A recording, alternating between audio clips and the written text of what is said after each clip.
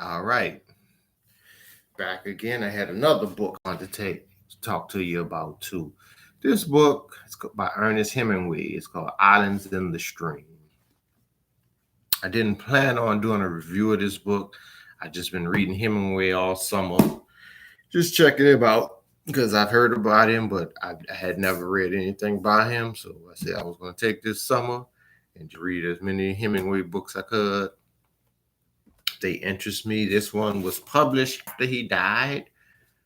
And if you've read many Hemingway books, I mean, you kind of get it's like that same character, that man that's made all kind of mistakes and has all kind of regrets, and that middle-aged guy with the money that you know, which is most of us when we get to that age. He's a guy. He has three sons, but they don't live with him. He has one by his first wife, and then he has two by another woman.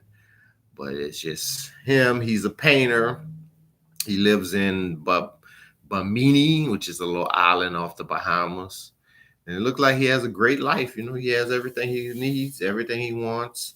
His sons come to visit. They have a great time, but he's really lonely without his children. He misses children, which, is understandable. So, and if you don't want to know what happens at the end, just turn it off because I'm going to tell you the whole story. So if you're the type person that want to read it first and come back. But after that, the first part, he has a friend, Roger. Basically, they never say what's up with Roger, but he kind of have the same issues as him, all kind of regrets or whatever. Somebody he loved, he lost. So eventually, at the end of the first chapter, he loses his two sons. He finds out that they died in a car accident, After spending this wonderful time, the book goes through this time. And it's kind of like the Old Man in the Sea, where they talk about his son trying to catch this big fish. And it's kind of wordy. And it just goes pages, how he's fighting the fish and all day. And eventually the fish got free. It's not like the Old Man in the Sea. He didn't actually catch the fish, but him and his other friends, they were really trying to catch the fish. Lost the fish.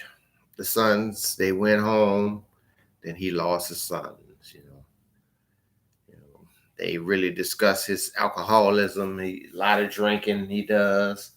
They go into him sitting in a bar, and they say he broke the record by drinking sugar-free daiquiris. And he's sitting there with a prostitute that he visits. The book it's three chapters, and they don't kind of go together. I don't know if that was because, it was kind of put together after he died. But he's sitting there with a prostitute they say that everybody has been with. And he works, I guess, on a boat or offshore or somewhere where he's not home. But he gets home and he goes, sees everybody. And he's just drinking and drinking and drinking, And he finds out that his oldest son died in a war. This is years after the two younger sons died. He's in the bar, and the older son mom just happened to come in. His first wife, who he really loved, she's with the USO, entertaining the soldiers during the war. So gets her, they reminisce, go back to his home, and eventually he has to leave and go back to the war or something. I couldn't really understand what he was. He was like a captain in the ship or something. So the third chapter just goes into him and his crew trying to get some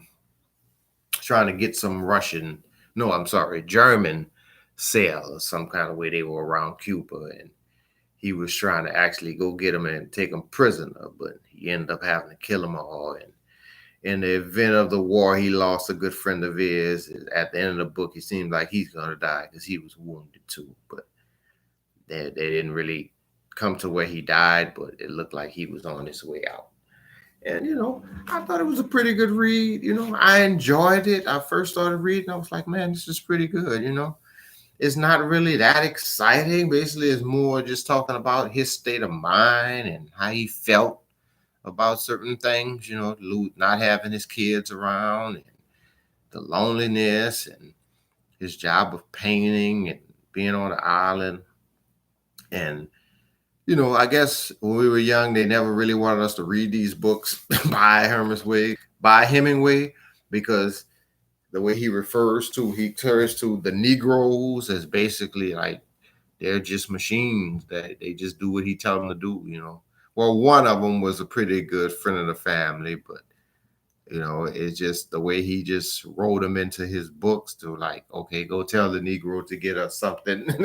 He never really went into their lives. That happened on a lot of other Hemingway books. He kind of objectified black people, but I guess black people, they were black Cubans. But I understand the time frame that they were written. But he goes in when he talks about the other characters, he always kind of humanized them. But the Negroes were like, basically like today, if I said, okay, I cut my computer on and it came on, or I talked to Alexa, open it. That's how they really treated the black people, the Negroes. Like they were basically a tool. So I guess some people would be offended by reading that. They wouldn't want, their children to see the world in that way. But I mean, hey, like I told you in the other video, history is history. Things happen, and I don't believe in sugarcoating stuff. you know, right is right, wrong is wrong. Sometimes it's subjective, and during that time, that's just how it was. I'm not saying that it was right. Those people, you had people standing up at that time, really speaking out against it, and I just wish they had a voice too. But you know, this is what just came. That's why it's so important to write things down, to make a log of your achievement. What do they say? Until the lion can write the book, the hunter will always be the hero. So, but other than that, I found it to be a good read. I started it. I said, well, maybe I wouldn't finish it, but it turned out good. I could kind of relate to him losing his kids and just the emotional toll that it took on him, how he just turned to drinking. He just got to give it up. Some people choose that way. I wouldn't suggest that, but I can understand, what he went through, and from that, and being married a few times and running after the prostitutes and all that. Some people, I call it giving up. Some people will figure just living, but I think you could do better than that. But we all have our struggles. But back to the book, I thought it was excellent. I think it's a book that you really should read. You'll get a lot out. Kind of like easy reading. He has some profound statements but everything is just kind of dark. It's just him and some other men on a boat, and they've basically just said, okay, if we gotta die, we gotta lie. We've had a good time, and we gotta die. Fatalistic view. It's kind of sad, but good book. I think you should check that one out too. You have a good one.